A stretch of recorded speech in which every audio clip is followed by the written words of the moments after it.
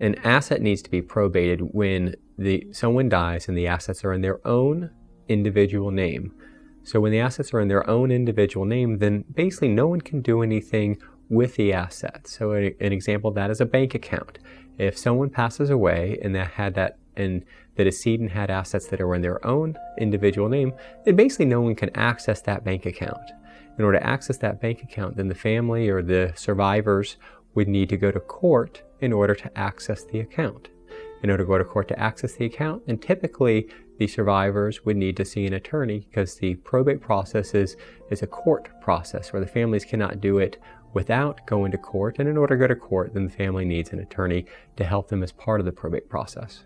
The probate process does not include all of the decedent's assets under most circumstances. A typical example of assets that avoid probate are going to be life insurance policies, IRAs, 401ks, or maybe annuities. Now, these assets would have beneficiary designations, and assets with beneficiary designations avoid probate because they go to the named beneficiaries on that account. When you purchase a life insurance policy, with a life insurance policy, you name a beneficiary. And when you die, those assets are distributed according to the beneficiaries they are on. So they're not distributed part of the probate process. Those assets avoid probate, and they just go to the named beneficiaries. When it avoids probate, that means the attorney is not involved in that portion of the process. The attorney in the court process is only involved in the process, again, there are assets there in their own individual name.